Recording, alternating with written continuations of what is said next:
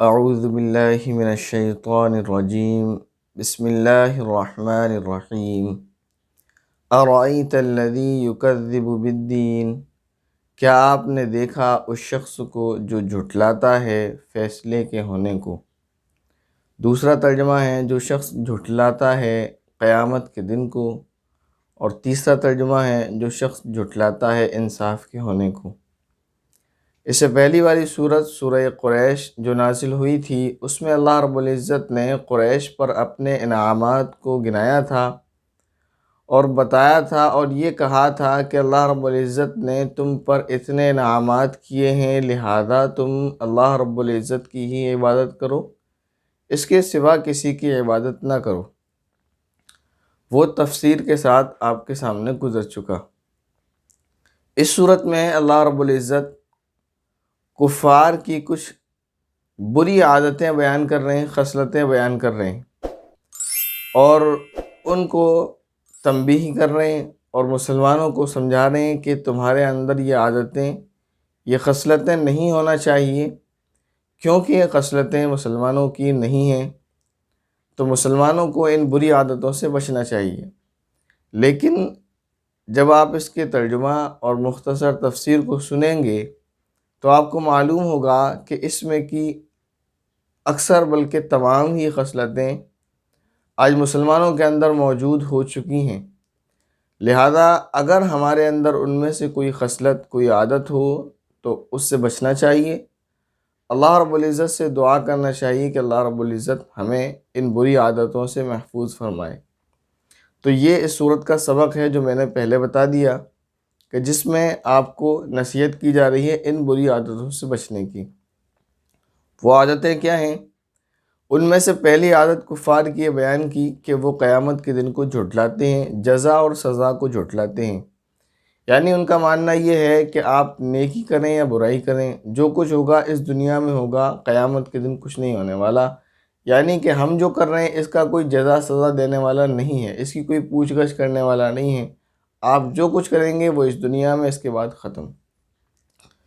دوسرا ایک پوائنٹ کی بات میں آپ کو یہاں بتاؤں، اس آیت کے ذریعے سے بھی ہمیں یہ معلوم ہوتا ہے کہ دین جو حاصل کیا جا سکتا ہے وہ صرف اور صرف علماء کی زیر نگرانی رہ کر ہی حاصل کیا جاتا ہے۔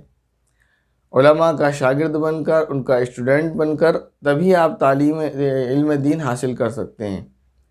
وجہ اس کی یہ ہے، میں اس آیت کی وجہ سے اس لیے کہہ رہا ہوں، اس آیت کا جو ترجمہ میں نے آپ کے سامنے 3 ترجمے کیے ہیں، جن میں سے ایک ترجمہ یہ کیا یکذب بالدین، لفظ دین کا ترجمہ انصاف انصاف کے ہونے کا، قیامت کے دن کا، فیصلہ ہونے کا وغیرہ۔ اسی طرح تمام مفسرین نے اس کا ترجمہ اسی طرح کیا ہے، یعنی اس کو قیامت کے ساتھ ہی جوڑا ہے، چاہے فیصلہ کا ہونے کا دن یا قیامت کا دن یا جزا سزا کا دن وغیرہ۔ کسی نے بھی دین کا ترجمہ مذہب، ریلیجن، دھرم نہیں کیا ہے۔ لیکن اگر آپ گوگل سرچ بار میں سرچ کریں گے یا کسی ڈکشنری کو اٹھا کر دیکھیں گے تو آپ کو صرف دین کا ترجمہ آپ دیکھیں گے تو دین کا ترجمہ آپ کو مذہب، دھرم اور ریلیجن ملے گا۔ تو اس آیت سے بھی پتہ چلتا ہے کہ اگر ہم خود علم دین حاصل کرنے کی کوشش کریں گے، خود قرآن اور حدیث کو حل کرنے کی کوشش کریں گے علماء کے بغیر، تو پھر نقصان اٹھائیں گے۔ اس لیے کہا جاتا ہے کہ قرآن کریم اور علم دین کا سمجھنا یہ علماء ہی کی زیر نگرانی ہو سکتا ہے، کیونکہ وہ بہتر جانتے ہیں کہ کہاں کس چیز کا کیا معنی ہے۔ صرف ڈکشنری جس میں چند الفاظ لکھے ہوتے ہیں وہ قرآن کریم اور احادیث کی تشریح کے لیے کافی نہیں ہو سکتی۔ اور یہ میری اپنی بات نہیں ہے، بلکہ ترمذی شریف کے اندر ایک روایت کے تحت لکھا ہوا ہے، جو اکثر آپ لوگ دیکھ سکتے ہیں، میرے واٹس ایپ پر بھی لکھا ہوا ہے۔ امام ترمذی رحمۃ اللہ علیہ نے اپنی ترمذی میں نقل کیا ہے، فرمایا وَكَذَلِكَ قَالَ الْفُقَهَاءُ وَهُوَ أَعْلَمُ بِمَا عَنِ الْحَدِيثِ، کہ فقہاء یعنی علماء ہی زیادہ جاننے والے ہیں، اور فقہاء اس میں علماء میں علماء سیرت بھی ہوتے ہیں جو نبی اکرم صلی اللہ علیہ وسلم کی سیرت کو بیان کرتے ہیں، محدثین بھی ہوتے ہیں جو احادیث کو بیان کرتے ہیں۔ فقہاء یعنی جو تمام فقیہ ہیں، ان میں 4 بڑے بڑے فقیہ گزرے ہیں۔ امام ابو حنیفہ رحمۃ اللہ علیہ سب سے بڑے، ان کے بعد امام مالک ابن انس رحمۃ اللہ علیہ، ان کے بعد امام شافعی رحمۃ اللہ علیہ، ان کے بعد امام احمد ابن حنبل رحمہ اللہ۔ ان چاروں کے بارے میں انشاءاللہ کبھی اور گفتگو کی جائے گی۔ تو یہ چار بڑے بڑے فقیہ ہیں، یہ چار بڑے بڑے علماء ہیں، ان کو فقیہ کہا جاتا ہے۔ تو اسی کے تعلق سے امام ترمذی رحمۃ اللہ علیہ نے فرمایا کہ حدیث کے معنی کو بھی زیادہ یہ لوگ سمجھتے ہیں، یہ جو فقہا ہیں، محدثین سے زیادہ یہ لوگ سمجھنے والے ہیں۔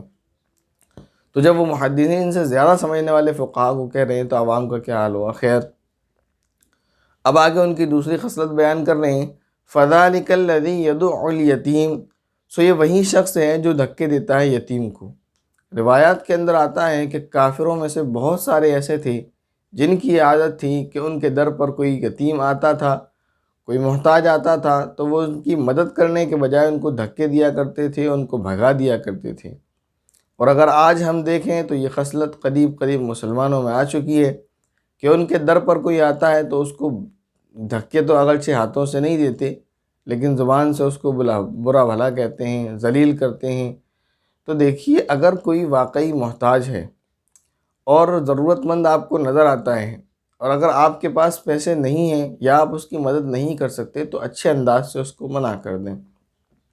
یہ قرآن کریم کی تعلیم ہے کہ آپ اس کو کہہ دیں کہ ابھی نہیں ہے، بعد میں آئیے گا، یا کہیں اور آپ دیکھ لیں، بعد میں ملاقات ہوگی یا بعد میں بھیج دیں گے وغیرہ۔ اس کو ذلیل کرنا، اس کو رسوا کرنا، یہ مسلمانوں کی نہیں، کفار کی عادت ہے۔ تو ان عادتوں کو نہیں اپنانا چاہیے۔ وَلَا يَحُضُّ عَلَىٰ طَعَامِ الْمِسْكِينِ، اور وہ ترغیب نہیں دیتا مسکین یعنی محتاج کے کھانا کھلانے پر۔ ایک تو وہ ہوتا ہے انسان جو خود کسی کی مدد کرتا ہے، جیسے مثلا کوئی ضرورت مند آیا اس کے در پر، اس سے کہنے لگا کہ مجھے بھوک لگی ہے، کھانا کھلا دو۔ ایک تو وہ شخص ہوتا ہے جو خود کوشش کرتا ہے کہ میں کھلا دوں۔ دوسرا یہ کہ ایک انسان ہے کہ اس کے پاس کھانے کو نہیں ہے کہ وہ اس کو کھلا دے، یا یہ کہ وہ کھلانا نہیں چاہتا تو کم از کم اس کے دل میں اتنی انسانیت تو ہوتی ہے کہ کوئی ضرورت مند اس کے پاس آیا ہے تو اس کی مدد دوسری جگہ سے کروا دیتا ہے، کہ بھئی میں نہیں کر رہا، لوگوں سے کروا دیتا ہے۔ تو فرمایا کہ وہ لوگوں کو تاکید، خود تو کیا کھلاتا، لوگوں کو بھی تاکید نہیں کرتا، لوگوں کو بھی ترغیب نہیں دیتا کہ محتاج کو کھانا کھلا۔ تو محتاج اور ضرورت مند آئے، آپ کے در پہ سوالی ہو، بھوکا ہو، اس کو آپ نہ کھلائیں، اور یہ کہ دوسروں کے ذریعے سے بھی اس کی مدد نہ کروائیں۔ لیکن میں بار بار یہ بات کہہ رہا ہوں، ضرورت مند ہو۔ کچھ لوگ ایسے ہیں جو پیشہ ور ہیں، ہٹے کٹے نوجوان ہیں اور بھیک مانگتے پھرتے ہیں، تو ان کا مسئلہ الگ ہے۔ جو ضرورت مند ہوتے ہیں، یتیم ہوتے ہیں، غریب ہوتے ہیں، محتاج ہوتے ہیں، بڑے بوڑھے ہوتے ہیں، مسئلہ ان کا چل رہا ہے۔ آگے ایک اور چیز بیان کی جا رہی، فویل للمصلین، پھر خرابی ہے ان نمازیوں کے لیے۔ کن نمازیوں کے لیے خرابی ہے؟ الذین هم عن صلاتهم ساہون، وہ نمازی جو اپنی نماز سے غفلت برتتے ہیں۔ غفلت برتنے کا کیا مطلب ہے؟ آگے پڑھتے ہیں، الذین هم یراؤون، وہ جو دکھلاوا کرتے ہیں، یعنی یا تو نماز سے غافل ہیں، پڑھتے ہی نہیں ہیں بالکل، یا پھر الذین هم یراؤون، دکھاوا کرنے کے لیے پڑھتے ہیں۔ جب من کیا تو پڑھ لیا، لیکن وہ بھی اس لیے کہ اگر نہیں پڑھیں گے تو لوگ کیا کہیں گے، نہیں پڑھیں گے تو لوگ کہیں گے کہ مسجد کے پڑوس میں اس کا گھر ہے، نماز نہیں پڑھتا۔ نہیں پڑھیں گے تو لوگ کہیں گے کہ کیا عجیب مسلمان ہے، اس کو کبھی نماز پڑھتے ہوئے نہیں دیکھا۔ تو یا تو نماز سے بالکل غافل ہیں، پڑھتے ہی نہیں ہیں، اذانیں ہوتی رہتی ہیں، نماز نہیں پڑھتے، یا پھر یہ کہ نمازیں پڑھتے تو ہیں لیکن دکھاوا کرنے کے لیے کہ لوگ دیکھیں اس لیے پڑھ لیتے ہیں، یا اس لیے پڑھ لیتے ہیں کہ لوگ برا بھلا نہ کہیں، اور گئے تو دو چار ٹکریں ماری اور واپس آ گئے۔ تو اس طرح سے یا ان کے دل میں نماز تو پڑھتے ہیں لیکن ارادہ اور نیت یہ ہوتی ہے کہ میں نماز پڑھوں تو لوگ یہ کہیں کہ یہ بہت بڑا نمازی ہے، جو فرض بھی پڑھتا ہے، سنتیں بھی پڑھتا ہے، نفل بھی پڑھتا ہے، اشراق بھی پڑھتا ہے، چاشت بھی پڑھتا ہے، ساری نمازیں پڑھتا ہے۔ تو یہ چیز نہیں ہونا چاہیے۔ تو مسلمانوں کو ان چیزوں سے بچنا چاہیے۔ وَيَمْنَعُونَ الْمَاعُونَ، اور وہ حقیر سے حقیر چیز دینے کو منع کرتے ہیں۔ مطلب کیا ہے؟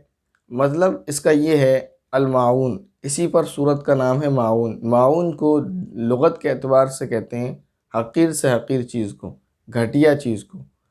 ایک صحابی اس کی تفسیر کرتے ہیں کہ یہاں مراد زکوٰۃ ہے، وَيَمْنَعُونَ الْمَاعُونَ، کہ وہ زکوٰۃ نہیں دیتے۔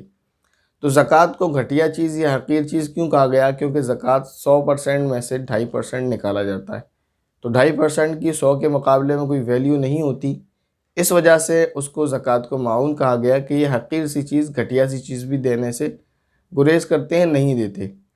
دوسری تفسیر اس کی یہ ہے جو مشہور ہے، حقیر سے حقیر چیز سے مراد یہ ہے کہ جب پڑوسی ان سے کوئی چیز مانگنے آتا ہے، کوئی برتن مانگنے آتا ہے، کوئی پیالہ مانگنے آتا ہے، کوئی استعمال کی چیز مانگنے آتا ہے، تو اس کو ضرورت ہے اور یہ نہیں دیتے، تو یہ بری خصلتیں، یہ کفار کی حالتیں ہیں، مسلمانوں کی نہیں ہیں کہ زکوٰۃ نہ دیں یا اس طرح کوئی چیز کوئی مانگنے آئے تو اس کو نہ دیں۔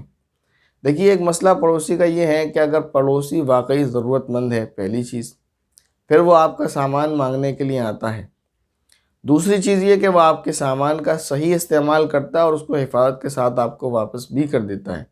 اگر واقعی آپ کا پڑوسی ایسا دیندار ہے، ایسا امانت دار ہے، پھر وہ آپ سے کوئی چیز مانگے اور آپ اس کو نہ دیں، تو پھر یہ بری عادت اور بری خصلت ہے، ایسا نہیں کرنا چاہیے۔ یہ چیز اللہ رب العزت کو پسند نہیں ہے، اللہ رب العزت اس سے منع فرما رہے ہیں۔ لیکن اگر کسی پڑوسی کی عادت ہی خراب ہو کہ وہ آپ کے سامان کو لے کے جاتا ہے پھر دینے کا نام ہی نہیں لیتا، یا لے کے جاتا ہے تو اس کی حالت ایسی بگاڑ دیتا ہے کہ پھر وہ اس کو دیکھنے کے بعد دل ہی نہیں کرتا اس کو لینے کا، اس کی حالت اتنی خراب کر دیتا ہے، تو اگر ایسا پڑوسی ہے تو پھر اس کے لیے یہ آیت نہیں ہے۔